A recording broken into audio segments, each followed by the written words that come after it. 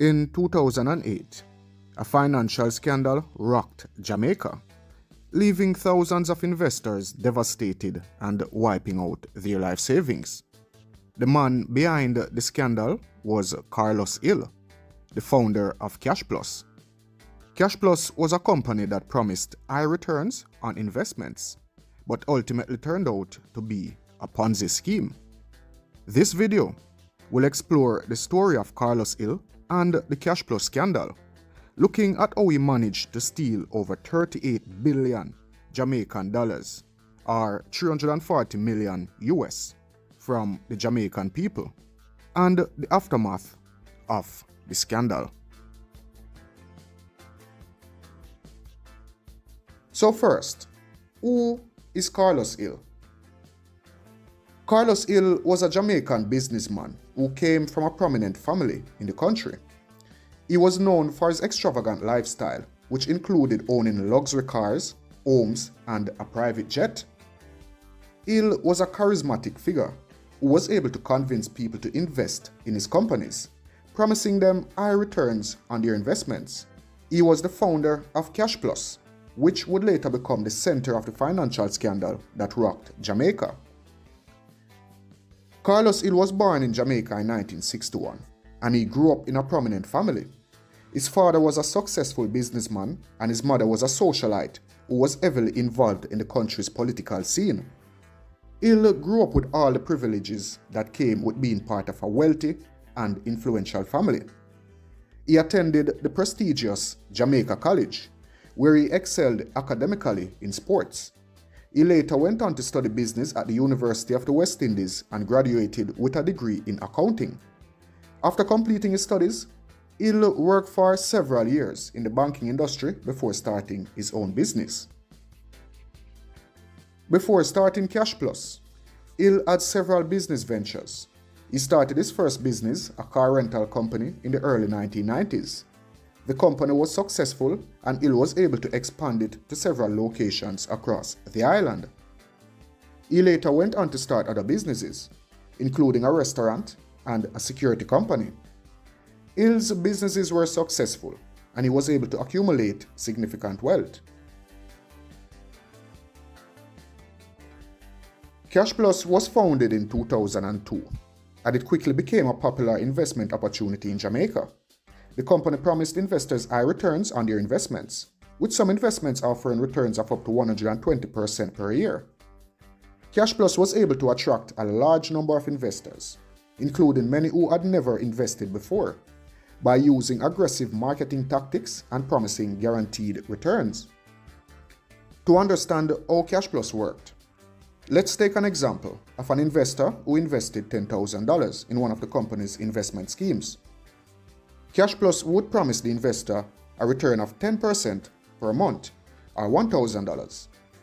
The investor would receive this $1,000 return each month for a few months, leading them to believe that their investment was legitimate. However, Cashplus was not generating any actual profits, and the returns that the investor was receiving were simply the result of new investors putting money into the scheme. This is the classic Ponzi scheme structure, and it eventually collapsed when there were not enough new investors to sustain the payouts to existing investors. In 2008, the Cashplus scheme began to unravel. The company was unable to meet its financial obligations to its investors, and rumors began to spread about its financial health. The Jamaican government launched an investigation into Cashplus, and it was soon discovered that the company was operating a Ponzi scheme, with the promise of high returns being funded by new investors' money. The investigation into Cashplus led to Carlos Hill being charged with fraud and money laundering. The fallout from the scandal was significant, with thousands of investors losing their life savings and many businesses being forced to shut down due to their investments in Cashplus. I am broke in my pocket, probably around $200. I want some money. I would take money from Carlos Hill today. State agency handling the liquidation of his failed unregulated investment scheme, a signal that depositors should not expect a full refund anytime soon. The aftermath of the Cashplus scandal has been long-lasting and devastating for many Jamaicans. Thousands of investors lost their life savings, and the Jamaican economy was impacted by the closure of businesses that had invested in this scheme. The scandal also had a significant impact on the country's reputation, with many people losing faith in the Jamaican financial system. To add insult to injury, it appears that Carlos Hill walked away free, as the charges against him were dropped for lack of evidence in 2017. No one, it seems, except for one person, was willing to show up to give evidence. Again witnessing the collapse of another high-profile trial due to the lack of witnesses. Carlos Hill has been found not guilty of the criminal charges. But will investors who pumped millions into Cashplus get back their money? The legal team of Valrenita Robertson and Deborah Martin are not responsible for those issues, so our news team posed the question directly to Mr. Hill. It was said that depositors would receive some form of compensation. Is that still on? That will definitely happen, especially now that this is behind me. Then we can concentrate on that. The Jamaican government, however, has taken steps to prevent a similar scandal from happening again. The country's financial regulations have been strengthened, and there is no greater oversight for investment schemes. However, the effects of the Cashplus scandal are still being felt by many Jamaicans who remain skeptical of investment opportunities. The story of Carlos Hill and the rise and fall of Cashplus is a cautionary tale about the dangers of investment schemes that promise high returns. Hill's life before Cashplus was marked by success and business acumen. However, his greed and desire for more wealth lead him to engage in illegal activities, which ultimately led to his downfall. The legacy of Carlos Hill and Cashplus will be remembered as one of the most significant financial scandals in the history of Jamaica. If you found anything interesting in this video, please give this video a thumbs up. Former Cashplus boss Carlos Hill has been freed of all fraud charges. Jamaican politics has seen its fair share of ups and downs, with prominent figures often straddling the line between power and controversy. Among those who have walked this fine line is Philip Paulwell, a name once associated with idealism and political promise. However, as the years unfolded, his career took on a dark and controversial turn, marked by a series of scandals and allegations of corruption. Ultimately, it led to his resignation from the People's National Party, both in 2007 and then in 2021. Now then, if cats have 9 lives, then they must look at the Energy Minister, Philip Paulwell, with considerable envy. Paulwell, it seems, not only has multiple lives in politics, he also has the hide of a rhinoceros.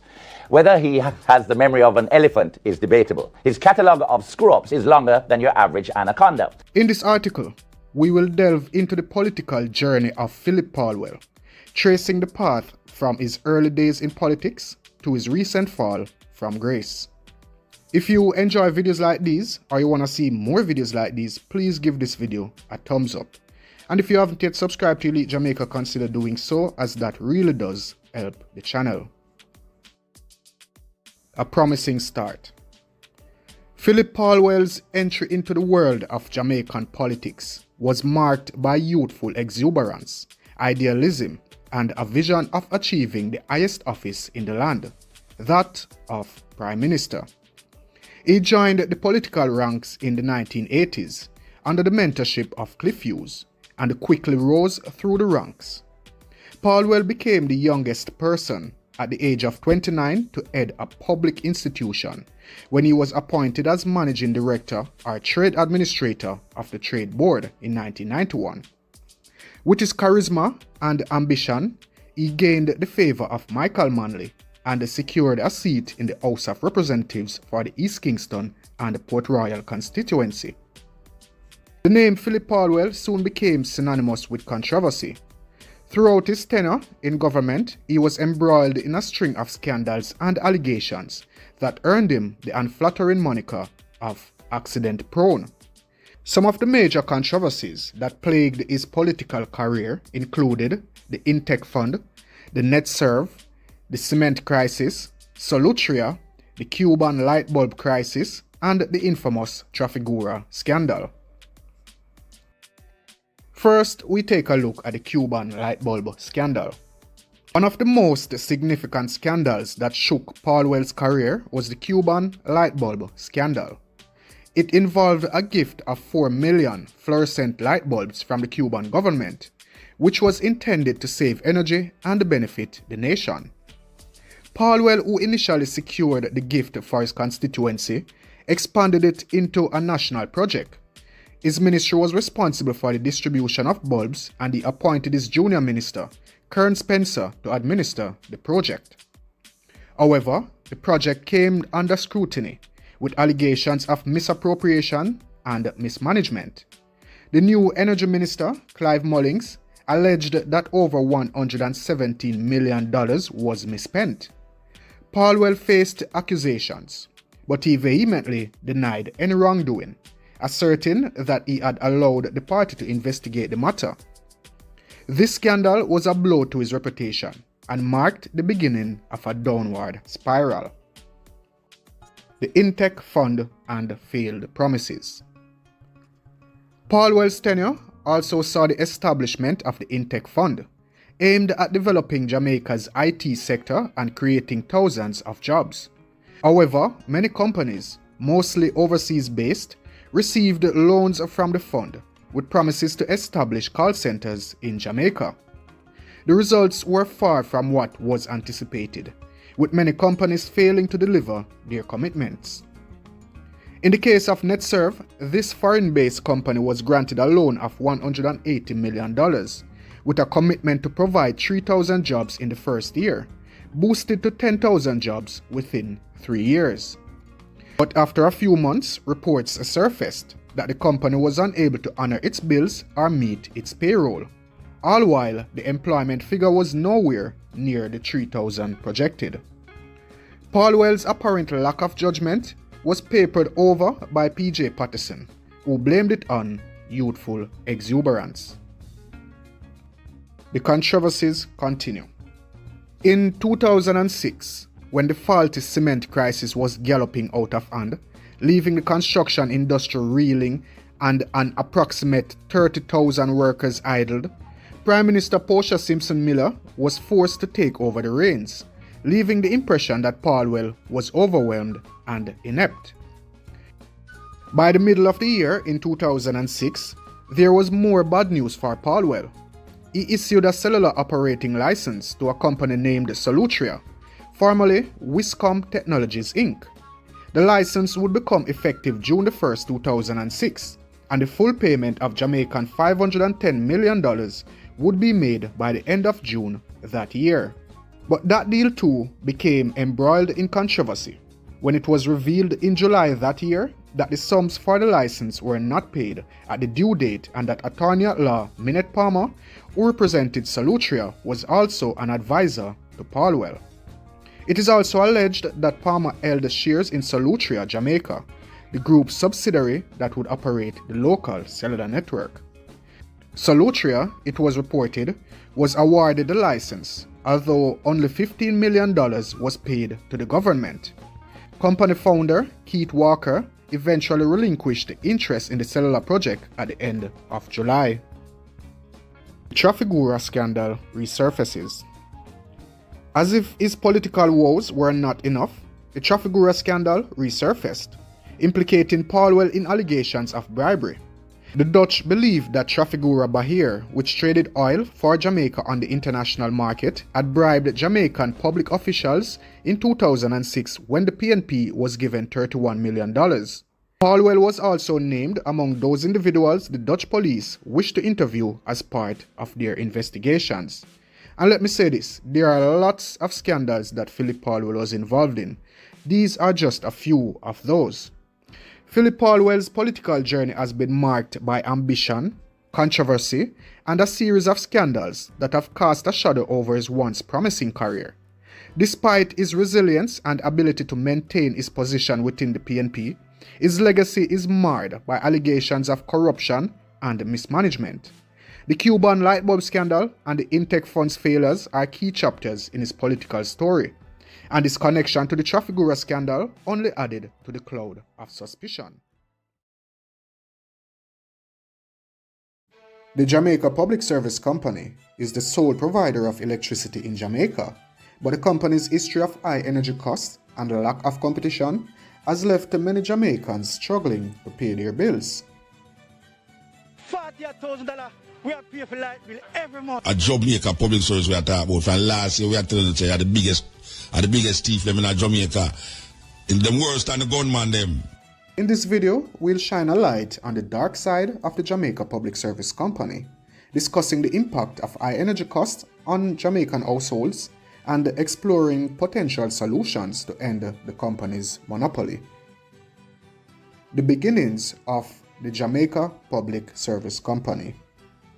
The JPS was founded in 1925 as a private company.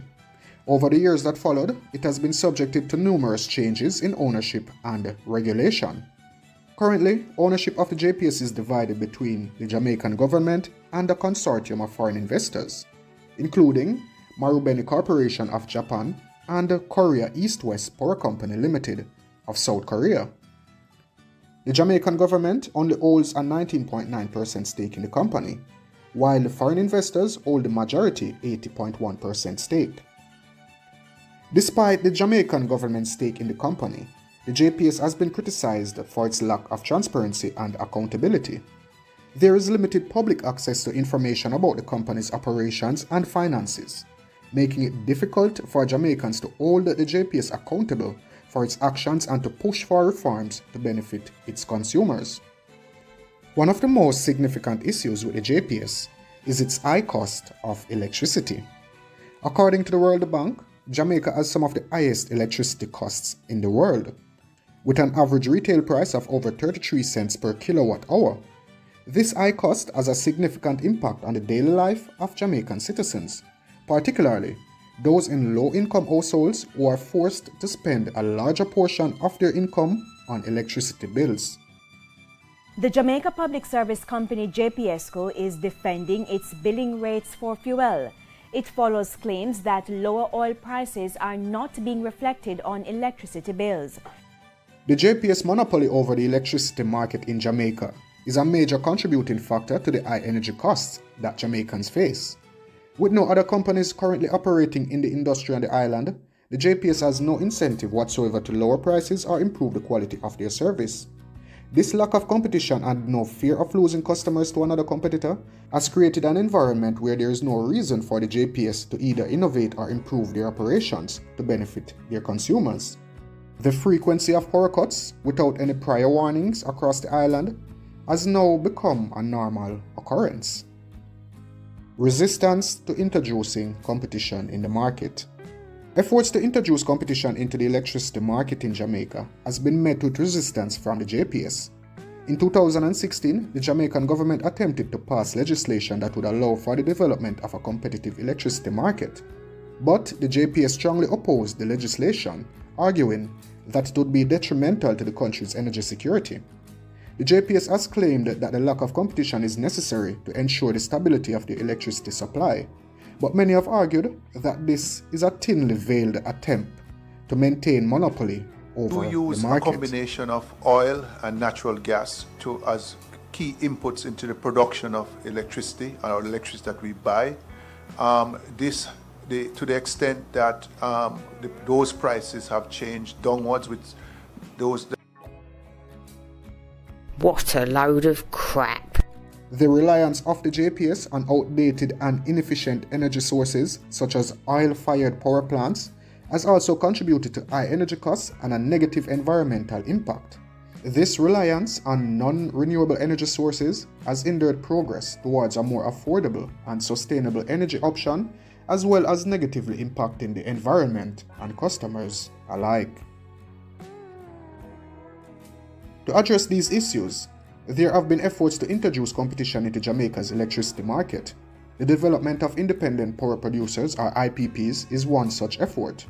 IPPs are entities that generate electricity and sell it to the grid. allowing for increased competition in the market. However, the development of IPPs in Jamaica has been slow, with only a few small-scale projects that are currently in operation. So, it is abundantly clear that competition is urgently necessary to drive down electricity costs and improve the quality of service provided to Jamaican citizens. The government must act now to remedy the JPS's monopoly. The government needs to implement strategies that lead to a competitive and affordable market, a market that benefits customers and not just the JPS. This may involve introducing legislation that allows for a without obstruction competitive market and prioritizing the development of renewable energy sources. Additionally, there needs to be urgent transparency and accountability within the JPS operations on the island. Furthermore, the JPS should consider adopting a more sustainable and environmentally friendly energy source to reduce their negative impact on the environment. This could include transitioning towards renewable energy sources such as solar and wind power, which would not only reduce costs but also help to mitigate the negative effects of non-renewable energy sources. In conclusion, it is time for the Jamaican government and the JPS to take steps towards reforming the electricity market in Jamaica. By introducing competition and adopting a more sustainable energy source, the JPS can improve their service and reduce costs for Jamaican citizens. This would not only benefit consumers, but would also help to reduce the negative environmental impacts of the current energy sources used by the JPS. It's about orange and green. This is about Jamaica. You understand? A lot of us lose our job during COVID. A lot of us now work. You understand? And we still have bills to pay. It really. The Jamaica Public Service Company JPS billing system is to come under increased scrutiny from the Office of Utilities Regulation OUR. Close to 50 demonstrators descended on the Jamaica Public Service Company JPS New Kingston headquarters Saturday to protest the service being delivered to customers. The usual quiet Saturday morning at the Jamaica Public Service Company JPS's New Kingston headquarters. This small gathering of Jamaicans took a message to the company, which has become a big problem in their lives. The Light and Power Company wants the Wholeness Administration to consider temporarily removing the GCT on electricity bills and the special consumption tax on fuel to bring costs down. The matter was raised by the company's chief financial officer during a digital town hall meeting on Saturday. The Jamaica Public Service is appealing to the government to help stamp out electricity theft by dedicating a special utility court to deal with the cases. The Light and Power Company brought up the issue at a joint select committee of Parliament reviewing the 2015. The Financial Sector Adjustment Company, or FINSAC, was created by the People's National Party, and its intervention was supposed to save Jamaica from economic disaster. But instead, it left us with long-term wounds. Even my children, them sometimes them confused because they've never used to this kind of life. After working hard for several years to build his dream house, he was thrown out in an instant. The FINSAC entrepreneur claims his house, which was valued at between $9 and $11 million, was offloaded by FINSAC for just $3.5 million. By shutting down numerous banks, consolidating them into a single entity, and selling that entity to foreign interests, FINSAC reshaped the Jamaican economy, often to the detriment of local stakeholders. So in this video, we'll dive into the inception of FINSAC, the economic conditions leading to its creation, the banks it shut down, the scandals and lawsuits that followed, and how these actions culminated in the consolidation and eventual sale of Jamaican banks to foreign interests. Like the video and let's proceed. Economic boom and bust. The late 1980s and early 1990s, a time when Jamaica was basking in economic glory. The economy was booming, life was good, and prosperity was the order of the day. But like all good things, it was too good to last. By the early 1990s, Jamaica was hit by high interest rates, rampant inflation, and a classic case of economic mismanagement. The Bank of Jamaica's reserves were as dry as a desert, and the once glorious banking environment was teetering on the brink. Between 1991 and 1995, inflation averaged over 40% annually, and interest rates soared above 42%. Now talk about a recipe for disaster. The creation of FINSAC. Now enter FINSAC, or a knight in shining armor, or so we would have thought. Established in 1997 under the watchful eye of the People's National Party, or PNP, FINSAC was supposed to be the hero that would save us from financial doom. Their mandate? Stabilize the financial sector that was collapsing faster than a house of cards. But instead of saving the day, FINSAC's interventions left Jamaica with long-term scars that still haunt us today. Mr. Poyser is a real estate developer who says he borrowed $9 million to help fund the housing development. But like other entrepreneurs bitten by the FINSAC bug, he saw his debt ballooning out of control. Now let's take a look at the first wave of closures. One of the first victims of FINSAC's rescue mission was Century National Bank, led by Don Crawford. Century was accused of mismanagement, and the politically motivated actions led to the bank's assets being frozen and taken over. Century National Bank's closure was just the beginning of FINSAC's takeover spree. Yes, I've indicated, well, firstly, FINSAC is indeed the big black bear that we have never seen before. They're like the great white shark, and it's hungry. And they have overlooked all aspects of principle, decency, honesty, transparency, integrity, and they have maintained a very vicious profile from the very beginning. What they did to Century in itself, without prejudice to the other victims, is a colossal disaster. We are undoubtedly the biggest victims. FINSAC did not stop there. Their list of casualties grew to include Eagle Commercial Bank, Workers Savings and Loan Bank, Citizens Bank, Island Victoria Bank, Citizens Merchant Bank, Corporate Merchant Bank, and Island Life Merchant Bank. These banks, already on life support due to severe liquidity problems and deposit runs, were put out of their misery by FINSAC's intervention. But who needs stability when you really have chaos? No. Here are some of the businesses and individuals affected by FINSAC. The ripple effects of FINSAC's actions extended far beyond the banks themselves. Countless businesses and individuals found themselves caught in the crossfire of the financial sector's collapse. The businesses. Eagle Financial Network. This conglomerate, which included Eagle Commercial Bank and other financial services, was dismantled under FINSAC's watch. The disintegration of Eagle's businesses resulted in significant job losses and a blow to investor confidence. Workers Savings and Loan Bank.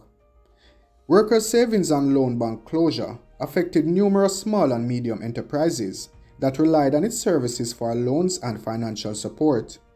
The sudden unavailability of credit stifled business growth and expansion plans. Island Life Insurance Company. One of the largest insurers in Jamaica, Island Life's financial stability was undermined by FINSAC's interventions. The company struggled to honor policies and faced a loss of trust among policyholders. Individuals affected by FINSAC's action. Don Crawford. The founder of Central National Bank, Crawford, faced allegations of mismanagement and saw his life's work dismantled. He was left to battle legal accusations and attempt to clear his name amidst a storm of controversy. Carl Wright, the head of Eagle Financial Network, witnessed the disintegration of his company's financial empire. He faced not only the loss of his business, but also reputational damage and legal challenges. Also, ordinary Jamaicans were affected. The broader Jamaican public, including depositors, employees, and small business owners, suffered immensely. Many saw their savings wiped out, their jobs lost, and their businesses falter due to the financial instability caused by FINSAC's actions. Lawsuits and scandals. And let's not forget the drama. Don Crawford and other bank owners weren't going down without a fight. They alleged conspiracy, unfair treatment, and politically motivated actions. Lawsuits flew left and right, painting a picture of a financial sector mired in scandal and mismanagement. However, we can't have a financial crisis without a little bit of courtroom drama, though. Consolidation into Union Bank. In a move that was supposed to bring stability, FINSAC merged the assets of the failing banks into Union Bank of Jamaica in 2000. This Frankenstein's monster of a bank was supposed to be stronger and more resilient.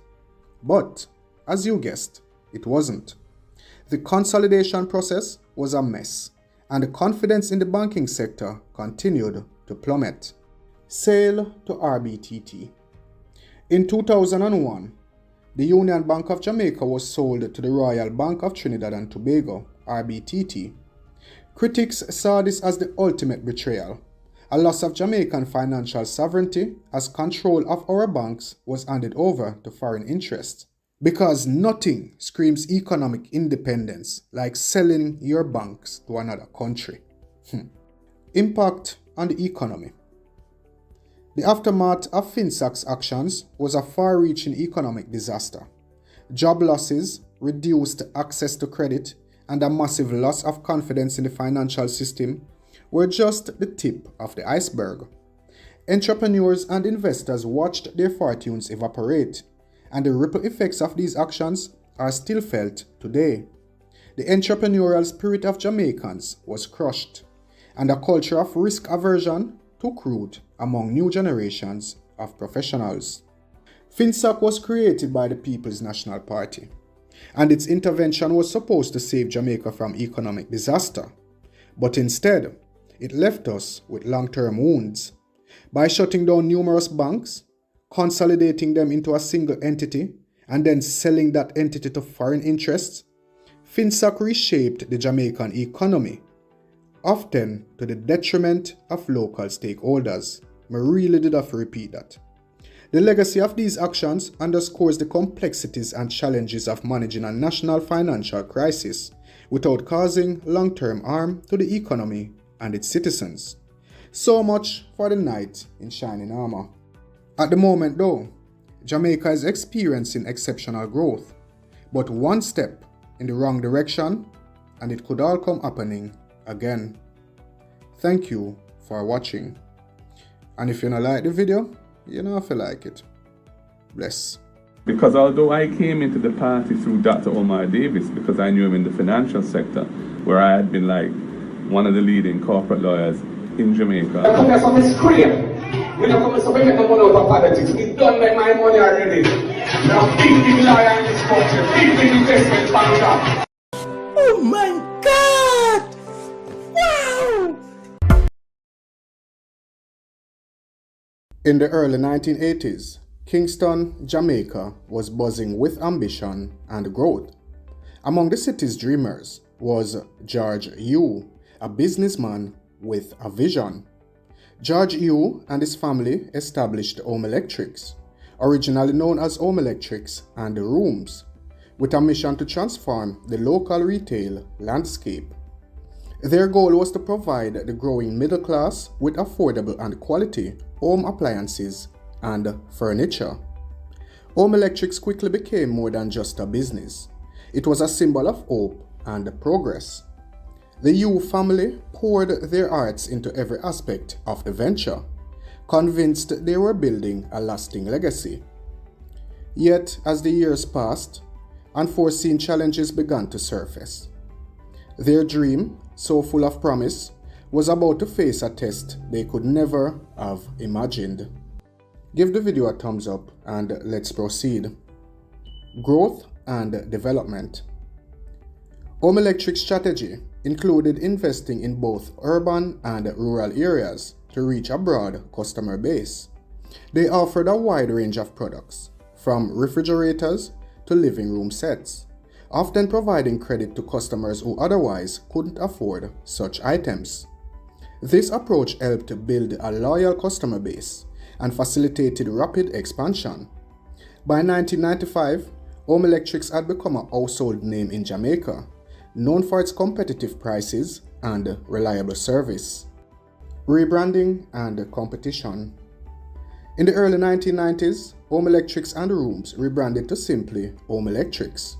This change was driven by a desire to streamline their brand and create a stronger identity in the market. The rebranding aimed to unify their product offerings and improve marketing efficiency. During this period, Home Electrics faced significant competition from Quartz, a major player in the Jamaica furniture and appliance retail market. Quartz, known for its aggressive marketing and extensive product range, posed a constant challenge to Home Electrics. But despite the competition, Home Electrics maintained a strong market position through its customer-focused strategies. The financial crisis and the creation of FINSAC. In the late 1990s, Jamaica faced a severe financial crisis, characterized by high interest rates, a depreciating Jamaican dollar, and widespread economic instability. In response, the Jamaican government established the Financial Sector Adjustment Company, or FINSAC, in 1997. The creation of FINSAC was spearheaded by the then Finance Minister, Dr. Omar Davies. Its purpose was to manage and restructure the bad debts of struggling banks and businesses to stabilize the financial sector. FINSAC was established under the Public Bodies Management and Accountability Act. The need for FINSAC arose from the severe liquidity crisis that left many financial institutions on the brink of collapse. The government's intervention aimed to prevent a total economic meltdown. However, FINSAC's methods, including the forced takeovers and asset seizures, were often seen as draconian. FINSAC's impact on Home Electrics. Home Electric's troubles began with the financial crisis. Burdened by high interest rates and declining sales, the company struggled to service its debt, which included a significant loan from Workers' Bank. Despite efforts to renegotiate the debt, including an offer to purchase the bad loan for 35 cents on the dollar, FINSAC refused and instead sold the debt to Texas-based investor Dennis Jocelyn's Jocelyn Jamaica for 25 cents on the dollar. In 2002, Jocelyn Jamaica, now holding Home Electric's its debt, appointed a receiver to seize control of the company's assets. This led to the forced closure of key locations, including their flagship store at Clock Tower Plaza, causing significant operational disruptions. The police were involved in removing George Yu and his family from their premises. This aggressive takeover resulted in massive layoffs and ultimately the closure of all Home Electric stores. Scandals and controversies. FINSAC's operations were marred by allegations of corruption and mismanagement. There were claims that certain assets were undervalued and sold off cheaply to connected individuals and entities. The lack of transparency in FINSAC's dealings led to widespread mistrust and accusations that the organization exacerbated the economic crisis it was meant to resolve. The human and economic toll. The aggressive actions of FINSAC and the subsequent takeover by Jocelyn Jamaica had devastating effects. The Yu family lost not only their business, but also their personal savings and assets. Many employees lost their jobs, contributing to the economic downturn in the communities served by Home Electrics. The Yu's family's experience became a poignant example of the harsh realities of FINSAC's policies. The FINSAC intervention, while successful in stabilizing the financial sector, left a legacy of ruined businesses and devastated lives. The Home Electric's case highlights the need for a more balanced approach in economic policy, one that considers the broader social and human impacts. This story serves as a reminder of the importance of compassionate and balanced economic governance. In our next video, we'll uncover the story of a Jamaican giant, often dubbed the Black Rock of Jamaica. Which company do you think it is? Stay tuned to find out, or if you know, let me know in the comment section down below. Until we meet again here on Elite Jamaica, thank you so much for watching.